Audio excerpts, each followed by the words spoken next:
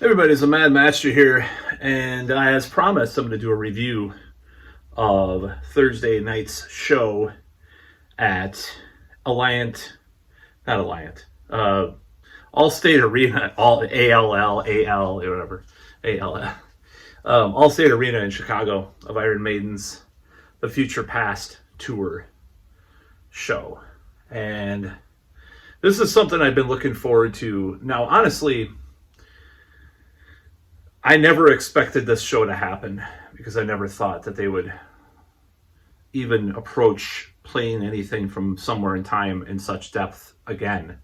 It was a widely hated album by the band for many years, or not widely hated, but hated within the ranks. Especially Bruce Dickinson. I think he was just had bad memories of his time in his life and in the band at that point in time, because that was originally, according to the lore, when he was thinking about leaving or starting to have his ideas shot down by Steve Harris and so forth, as far as the history recalls.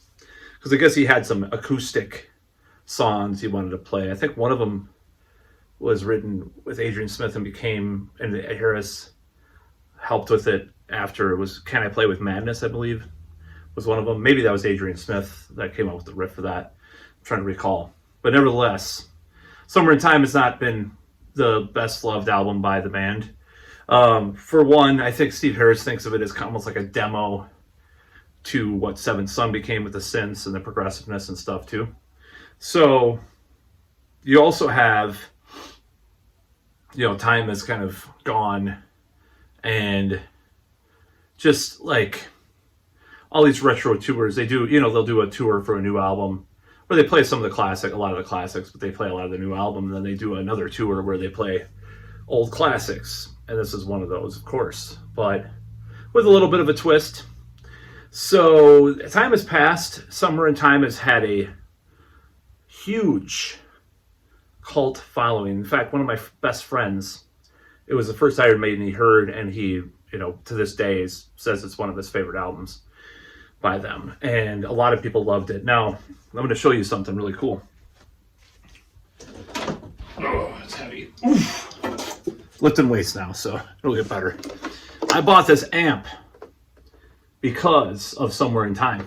It's the amp that Adrian Smith brought to the band. More than likely, they both used it, along with the guitar synths, which I don't have. I do have a synth pedal, but I don't have like the actual Roland guitar synth that they used on that album.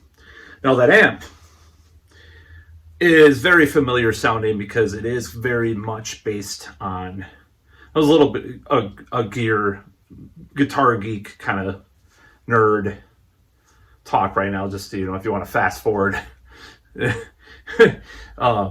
ahead.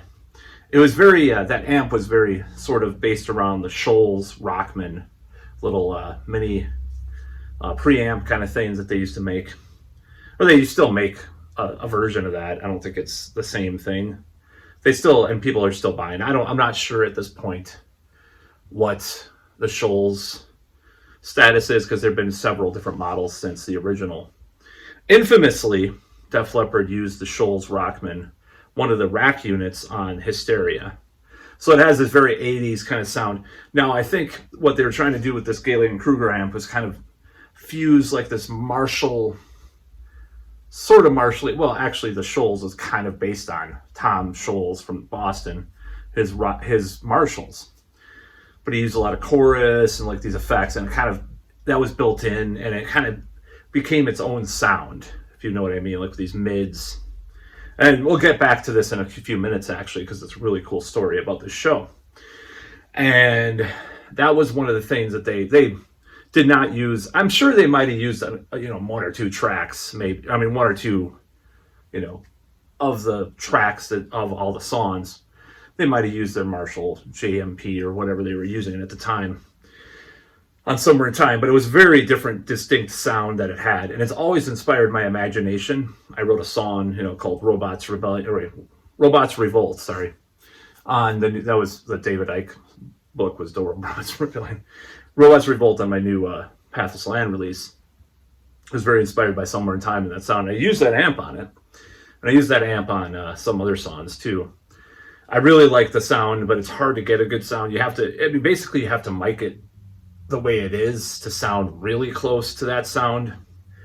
Going through a different pair of speakers gets a little further away. For example, it kind of has a unique thing, even that little amp. So on the tour, I believe they might have used the original Summer in Time tour.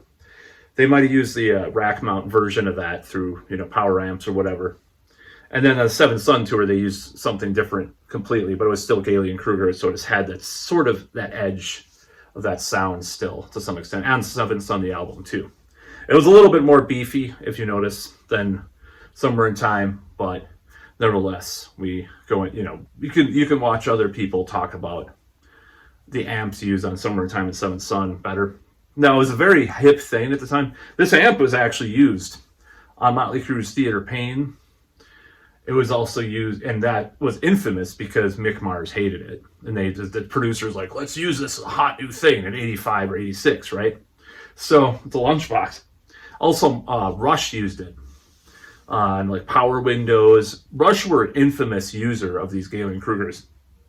In fact, you could almost argue the Manowar lyric, "Get a haircut and buy small gear," is inspired by Rush, even though it was, maybe, I don't know at that point if they were playing, I don't think they were playing Galen Kruger or had haircuts, but on All My Man Plant 10, it's like that's small gear, right?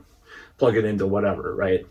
So that's kind of the story behind that amp. It's a very harsh sound. You can dial in on that. It's kind of ear-piercing highs and mids, but you can kind of temper it in a little bit. And you use the chorus, because if you notice, there's a lot of chorus on it. There's a kind of this sort of reverby delay. It's more reverb, but it's sort of delay-ish reverb on it too. And they use that on Summer in Time. And it's famous because Summer in Time is a retro-futuristic or future retro album. You listen to it and you're like, they had I'll get to the show in a second, but they had the Blade Runner Mobius-inspired artwork Derek Riggs did on the album cover. And, there's loosely a concept about time. I don't know.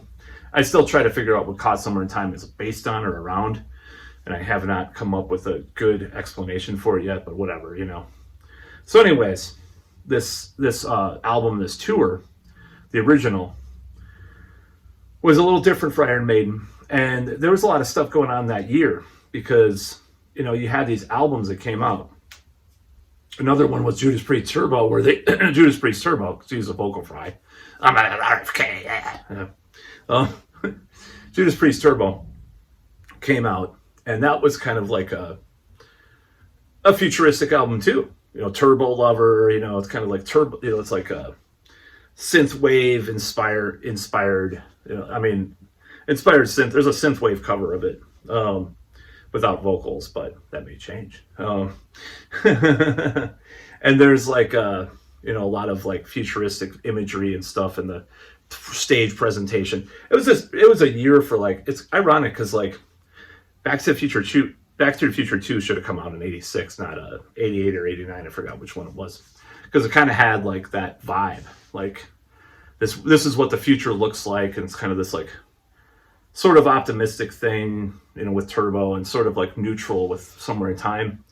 And then with like Rage for Order, Queensryche, another album that used a lot more synths. They were actual synths on that one, and it had like this kind of sort of dystopian thing, but it's like futuristic cyber industrial influence too, because you had Dave Ogilvy was one of the engineers and keyboardists, and who famously worked with Skinny Puppy. So you have these three albums that are considered like the future retro metal albums of 1986. And there were others too that came out, but those are like the three ones. So Somewhere in Time was very special to me growing up.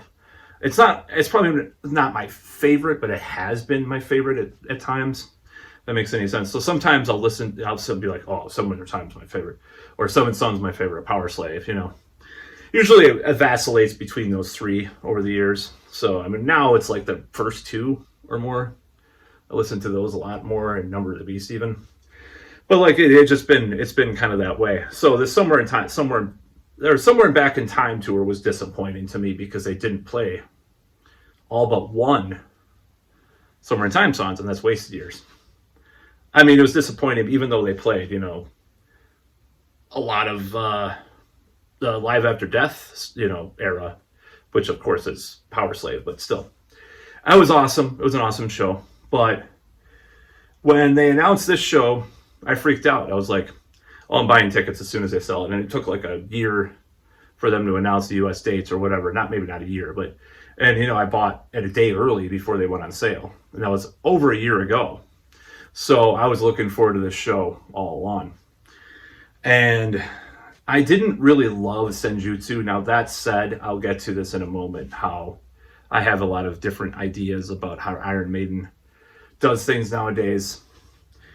But nevertheless, I bought a ticket, and I even got a hotel room. I found out the hotel was infested with cockroaches, so I hurriedly bought another hotel room, which was a little bit further away from the venue, which was kind of dumb. But nevertheless, I did this. And I'm not going to go into all the stuff that I did, as far as like, oh, I stayed at a hotel, blah, blah, blah. I'm just going to go into the show itself. So the show was opened by The Who, H-U, of course, not The Who from the 60s. But nevertheless, I was actually pretty surprised because I didn't know this band. I thought they were kind of like this gimmicky kind of NU metal inspired or core, whatever, inspired band, but they were actually pretty damn good, and I really enjoyed their set. I didn't catch everything. Now, the venue was so weird with seating. Someone took my seat. Someone was sitting there. I know they were, because I looked at the numbers and I lost the number where I was. I didn't know where I was supposed to sit, so I just stood most of the time in like the back. It was no nosebleeds for the most part. I did move a little closer on the side. It wasn't general admission, but they didn't really enforce anything. People took my seat. I took someone else's seat. Then I gave it back to them because I don't want to be an asshole. And then someone else took the seat I was going to get. And just, there was a lot of, thinking around with that stuff, which is kind of ridiculous. But nevertheless, they opened up with the end theme from Blade Runner, which is a classic instrumental track. And they had these lights, on top. And I think they did have that for the Somewhere in Time original tour. But of course, this was way more advanced technology, and it looked awesome. And that, I was just like, there was not chills, but, I was like, whoa. And then, they came in with Caught Somewhere in Time. The, intro, just like with Aces High. And then they, go into the song. It's kind of like the intro and stuff. And they came in. Now, there has been some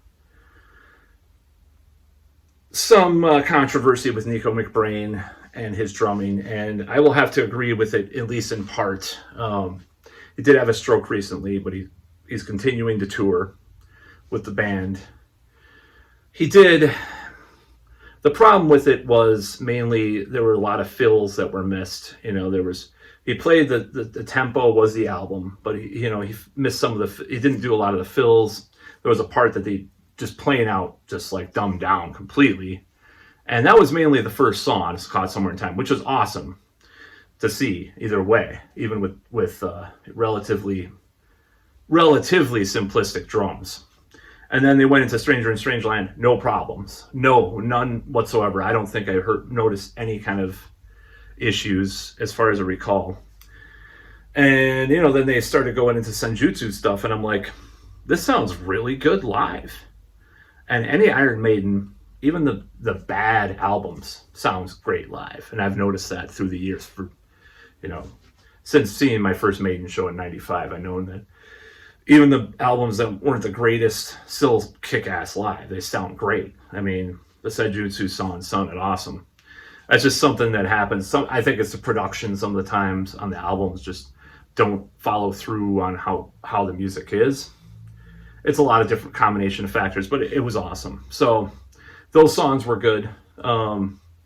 They played 5 songs from Senjutsu, 5 songs from Somewhere in Time, and then a couple other classics, The light shows and stuff were awesome, and then they had the screen, the screens in the back that looked kind of like a retro wave thing, like I have up, sort of that artwork, in the back. It's really cool. And Eddie came out several times. There was a Somewhere in Time Eddie, Stranger in Strangeland Eddie, and there was like a shootout with him and Bruce Dickinson with these fake guns, and it's like fire and explosions and stuff. It was pretty rad. And you had a lot of lights and stuff, and you also had like a lot of Bruce Dickinson like talking to the audience. I haven't been to a Maiden show since 2014, unfortunately. But like I don't remember this much talking, but it wasn't like Phil Anselmo or Joey DeMeo like blabbing to the audience for 10 minutes and like not playing a song and missing, cutting out 5 songs or something.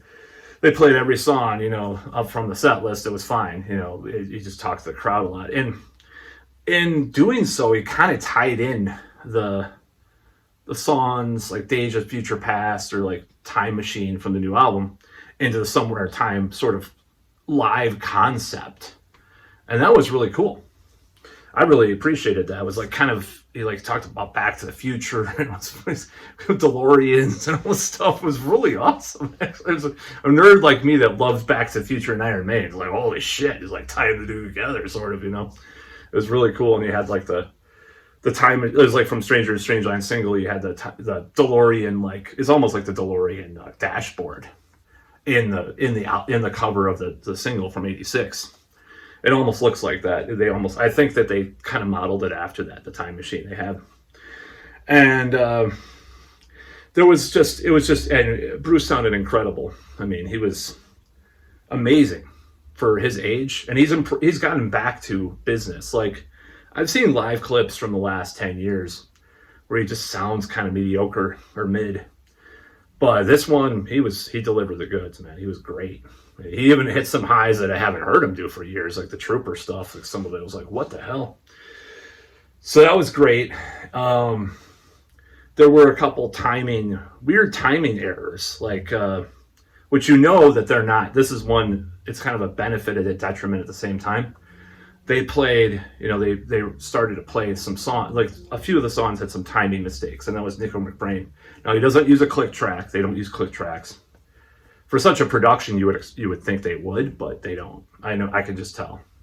So there's some, messed up parts and stuff. Just a couple, it wasn't, most people wouldn't notice unless they're a musician like I am, or a lot of people wouldn't, but it was noticeable from me. So it was a little bit disappointing in a way, but it's like, well, he had a stroke, he's doing the best he can.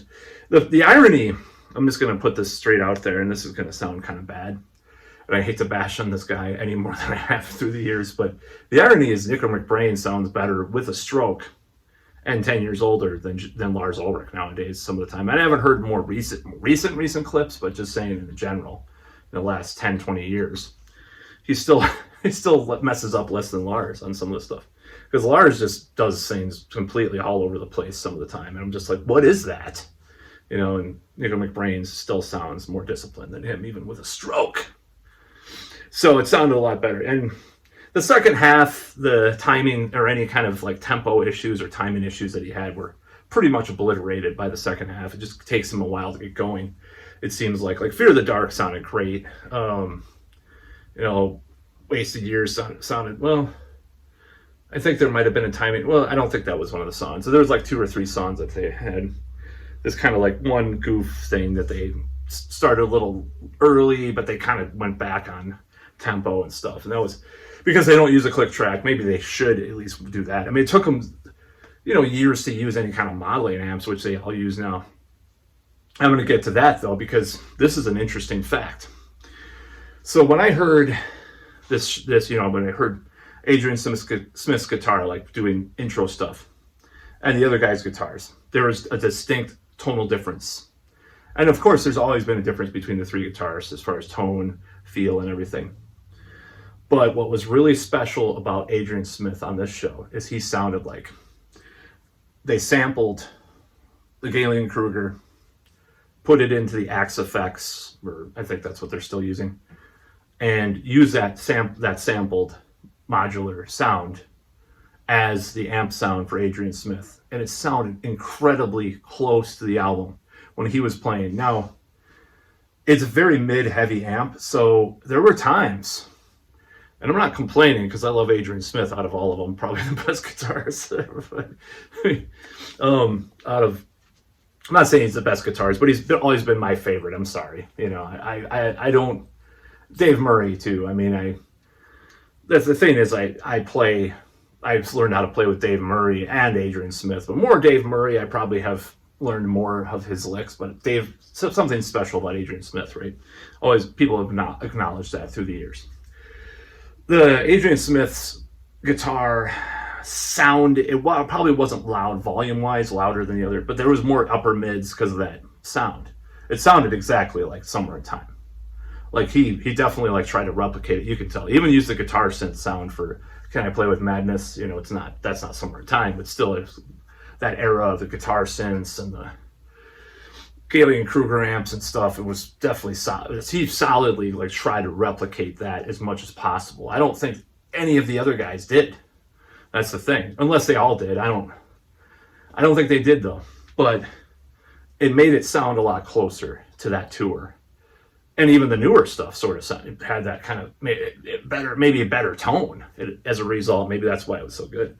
You know, when you mix all those elements together, those three guitars, it sounded really cool with that mixed in. When you're mixing guitar, different kinds of amps and stuff, sometimes it creates this wall of sound that's really awesome. And that night it was. So it was really cool. The bass was a little bit lower in the mix than I usually am used to with Iron Maiden, but it still was awesome, you know, of course. And he's jumping around too. The second half especially. Second half was probably better in a certain way, which is kind of unfortunate in a way because it's like I wanted to hear Somewhere in Time a little bit more energetic, you know, with more drum fills and stuff, but it's fine. And Alexander the Great, of course. I mean, you never expected them to ever do that. That was something that was like a cult classic, like fan, maybe they could play Alexander the Great, dude. And that was cool. You know, it was awesome seeing that. It was just amazing to see that live. And, you know, I would have thrown in a couple more Somewhere in Time songs, like Deja Vu or Loneliness of the Long Distance Runner would have been cool to see. But nevertheless, 5 songs from the album is a lot for an album that those guys probably actually like now. I mean, it was packed. They're making money, hand over fist from Somewhere in Time. So they're going to probably be like, oh yeah, Somewhere in Time's great. Yeah. Roll in the Benjamins, you know. But it was an amazing show, you know, overall for seeing Iron Maiden. And, you know, it was in my top 3 seeing Iron Maiden. I think I've seen it about 8 or 9 times now. This is like my top 3. And still at the top was 2014 or 2013. I forgot what the Made in England tour was number 1. I don't know if this is number 2 or number 3 because as bad as people may think this sounds, I think the 95 X Fact tour, seeing him the first time in my life, I was a kid, you know, seeing him the first time was probably still in my top 3 because it was so special seeing him live in this small stage. And I like Blaze, so you know, whatever. Take from that what you will. Now, the third one was probably this one, or second. This might be second or third. I don't know. It was kind of, and after that is probably the Brave New World tour was really good too. That was probably the next, you know, fourth. Ed Hunter, I missed that. I think I've talked about that before. I missed it, but even though I was there, I was having some issues. I'll just say that. So I only saw like the first 3 or 4 songs. I thought they played Stranger in Strangeland for that one, but they didn't. And they did a couple shows, but not the show I was at. So I felt actually grateful I got to see it this show. Trying to think, you know, there's Ozfest. I think I played 2 Ozfests as far as I recall. You know, I've seen him many times. I'll see him again. I swore off seeing Iron Maiden again, like after like one of these retro tours. I'm like, oh, I'll see, you know, spending all that money and, you know, seeing him so many times. After this, I'm going back. I'm sorry. It was too much of a cool experience. And they've added some cool stuff to it too.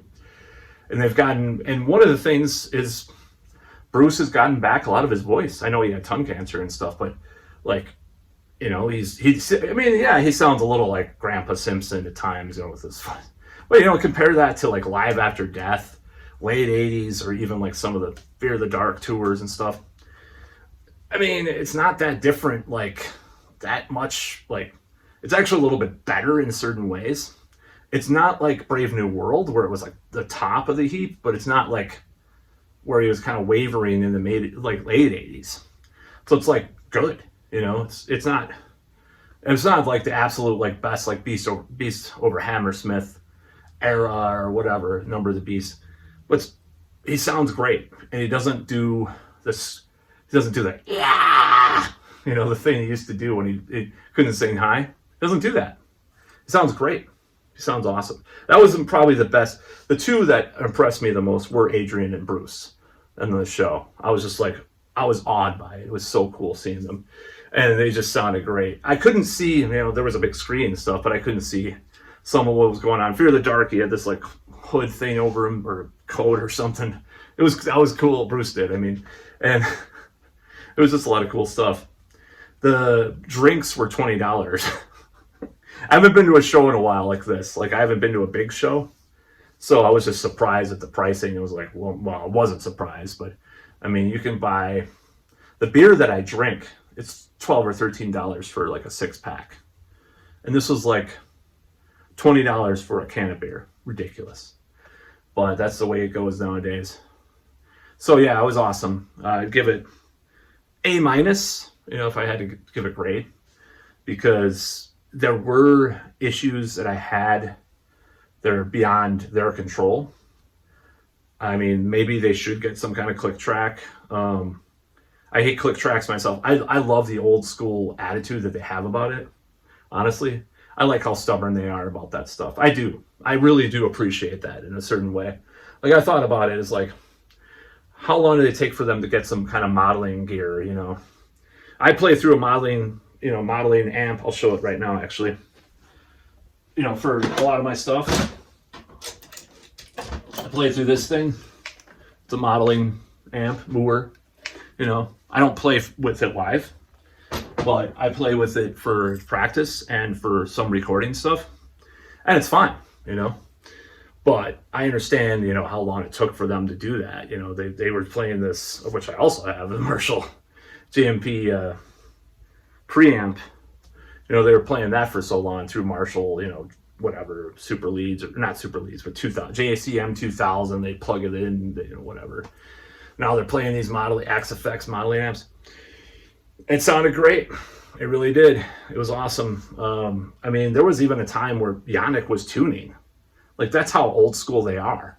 Yannick was tuning his guitar. I swear to God.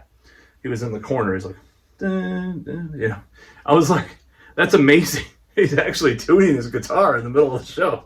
That's really old school, It's like, you see all these bands. I've been watching a lot of channels like the Winds of Pegasus and stuff like that. Like, talking about lip syncing and like auto-tuned or melodined live performances and click tracks. I'm just like, man, seeing Maiden live was just a breath of fresh air, because they just don't give a shit. There's like, they do give a shit about putting on the best show, but it's like, they don't want to do some of that stuff, and it just shows you the integrity that they have in a certain way. And the ticket was reasonable too. I'm telling you, King Diamond, which I bought the day of the sale, was about $20 or $30 more than Iron Maiden.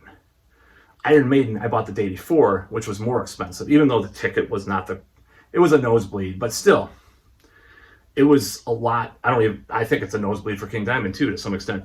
So, well, it's a smaller venue too, which is weird too. It's a bigger venue, with Iron Maiden. I think it was like $80 or something like that, $70, $80. And that is a lot, but compared to some of these bands out there now that charge like $300 to see a show, it's still way cheaper. It is, and they've said that they've tried to keep stuff lower too than the other bands. And there's nothing they can do about the $20 beers, It's ridiculous. So, and people may watch this and be like, oh, it's charging $80, dude. That's, if you go to an average show, it's like $100. So it's a little bit lower than the average nowadays. And I was watching this Today Show thing today at the gym. Or was it at the gym? Wait. No. It wasn't at the gym. It was at the hotel before. There was some news shit was on at the gym today too. That this new gym I'm going to. But old new gym. Anyways, I'm not going to talk about that.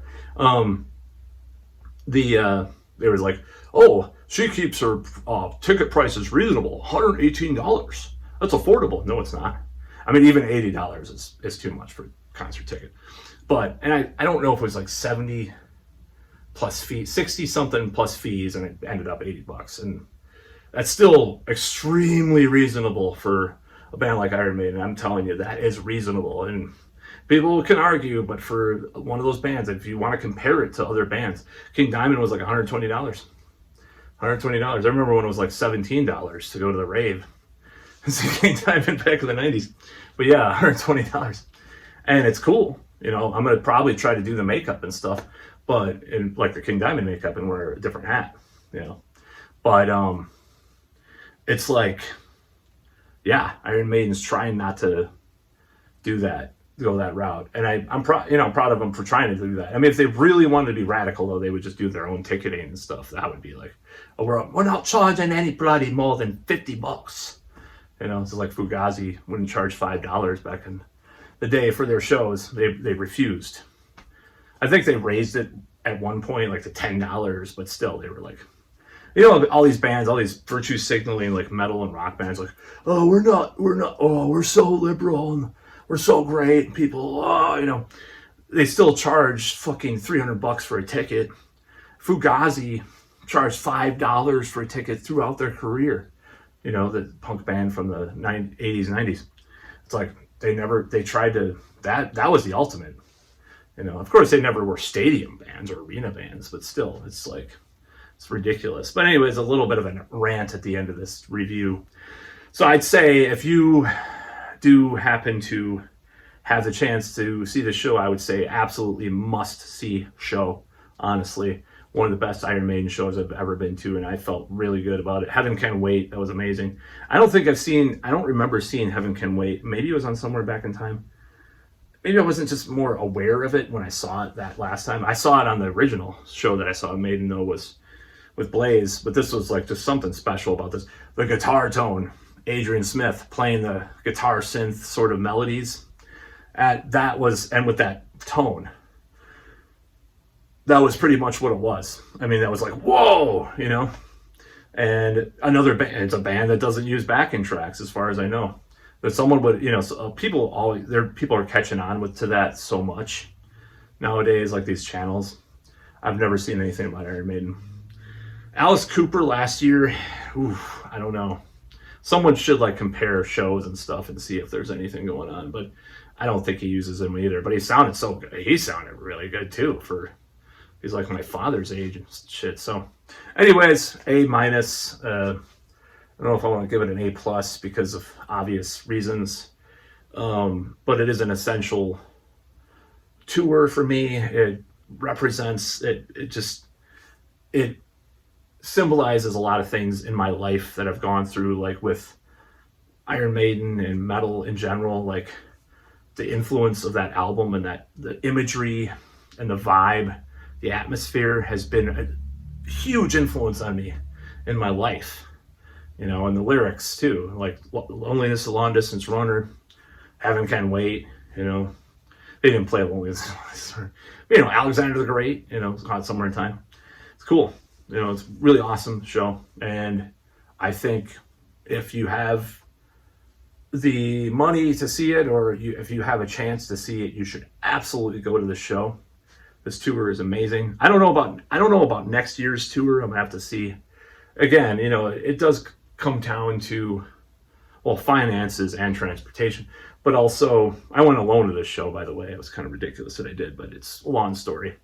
I'm not going alone to King Diamond though, thank Satan.